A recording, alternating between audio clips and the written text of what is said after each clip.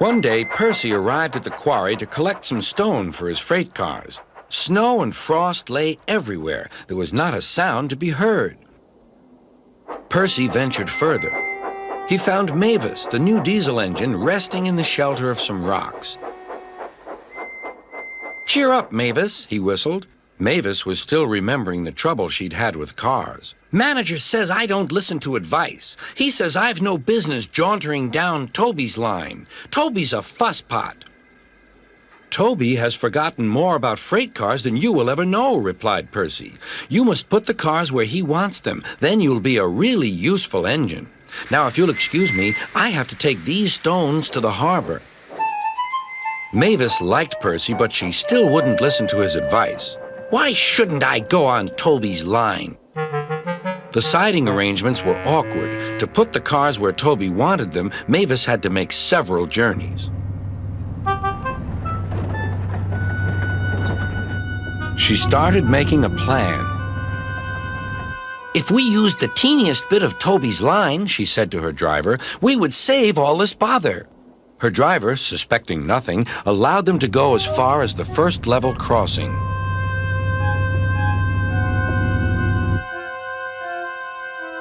A few days later, the weather changed. As the snow melted, the quarry grew busy again. Some trains were so long that before leaving the cars for Toby, Mavis had to go beyond the level crossing with them. Now for her plan. She would go further down the line without it seeming her fault. "Can you keep a secret?" she asked the freight cars. "Yes, yes, yes," they chattered. "Will you bump me at the level crossing and tell no one I asked you?" The cars promised. But while Mavis was away, Toby arrived. He decided to shunt the cars himself. The cars decided to bump him anyway. They reached the level crossing and Toby's brakes came on.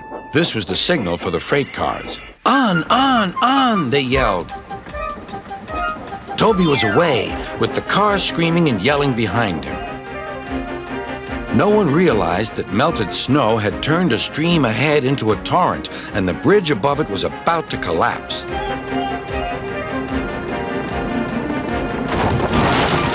The rails were now like a tightrope across the thundering water. "Stop! Stop!" cried Toby. His driver fought for control. They came nearer and nearer to the bridge. It was all or nothing now. The driver braked hard.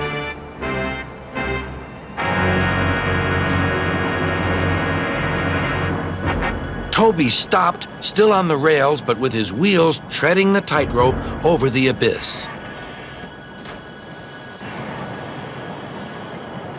Mavis was horrified and quickly came to the rescue.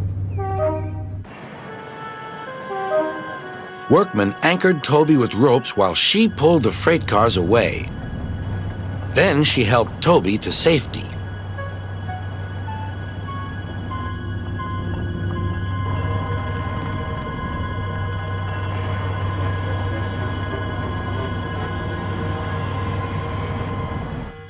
"I'm sorry about the cars," said Mavis. "I can't think how you managed to stop them in time."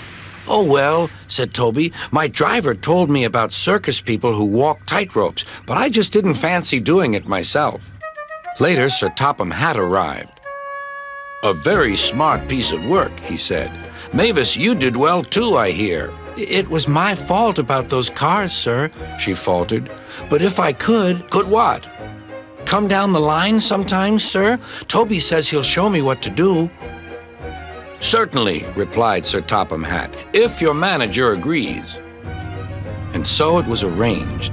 Now Mavis is as happy as can be, and Sir Topham Hatt thinks she's really useful indeed.